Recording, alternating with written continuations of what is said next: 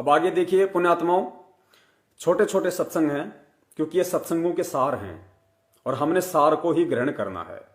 इस सत्संग में परमात्मा ने बिल्कुल खुल के बता दिया, क्योंकि आज हमारा विषय है इष्ट और गुरु को लेके। क्या इष्ट और गुरु दोनों अलग अलग हैं? कहीं हम इस सत भक्ति मार्ग में गुरु और परमात्मा को अलग अलग मान के धोखा तो नहीं खा रहे? इस गुरु और परमात्मा के बीच की जो खाई है, आज हमने इसको खत्म करना है परमेश्वर के ज्ञान आधार से। दास आपसे जो साध संगति कर रहा है, ये मेरे दादा का ज्ञान नहीं है, मेरे बाप का ज्ञान नहीं है, मेरे घर का ज्ञान नहीं है, परम पूज्य सतगुरु रामपाल जी महाराज जी का अनमोल तत्व ज्ञान है। उसी को आधार बना के भगत भाइयों के साथ दास रूबरू हो रहा है हरि चर्चा के नाम पे, परमेश्वर की महिमा का गुणगान करते हुए साध संगति के नाम पे। तो देखिए इस सत्संग में परमात्मा कह रहे हैं कि अपने द्वारा रची गई सृष्टि की जानकारी परमात्मा स्वयं ही बताते हैं। अपने द्वारा रची गई सृष्टि की जानकारी परमात्मा स्वयं ही बताते हैं। अन्य अगर कोई बताएगा तो वो केवल अटकलबाजी ही करेगा। तो आज तक जिन्होंने बताया अटकलबाजियां लगाई। सुनिए परमात्मा के मुख कमल से। अपनी जानकारी आप ही बताते हैं। अपनी जानकारी आप ही बताते हैं। अपनी जानकारी आप ही बताते हैं। अपने द्वारा रची हुई सृष्टि की जानकारी वे स्वयं ही दे सकते हैं। ये तो अंडरस्टूड है।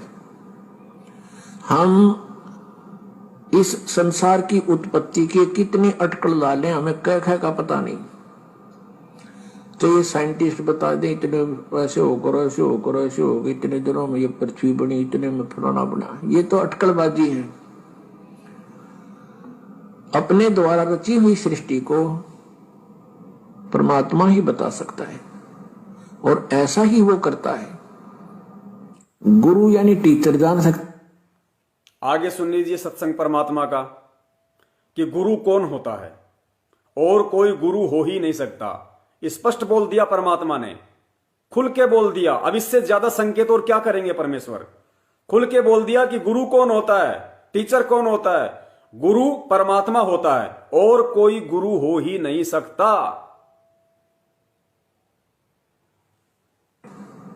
और ऐसा ही वो करता है।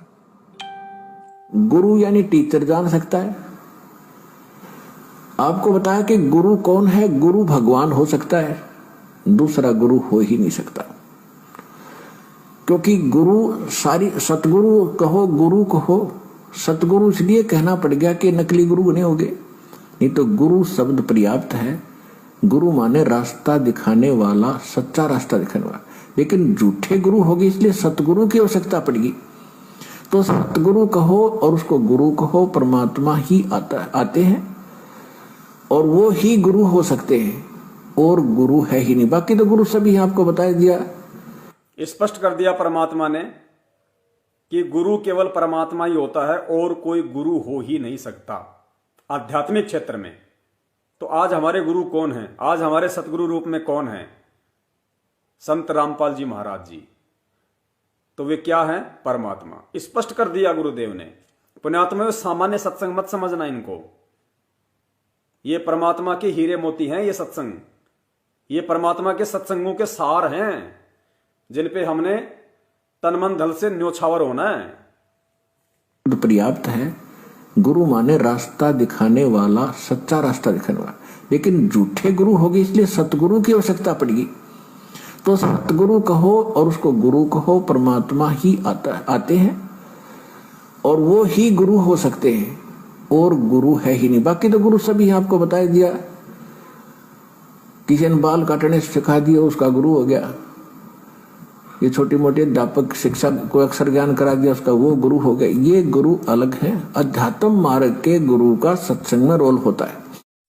तन मन शीस ईस अपने पे, तन मन शीस ईस अपने पे, पहले में चोट चढ़ावे जब कोई राम भक्त गत पावे हो जी। जब कोई राम भक्त गत पावे हो जी। तन मन शीस ईस अपने पे, तन मन शीस ईस अपने पे। पहलम चोट चढ़ावे जब कोई, राम भक्त गत पावे हो जी। जब कोई राम भगत गत पावे हो जी। भाई सतगुरु तिलक अजप्पा माला, युक्त जटा रखवावे।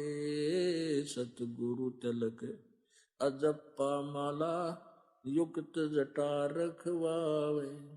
जत को पीन सत का चोला, भीतर बेख बनावे जब कोई, राम भगत गत पावे हो जी। जब कोई राम भगत गत पावे हो जी।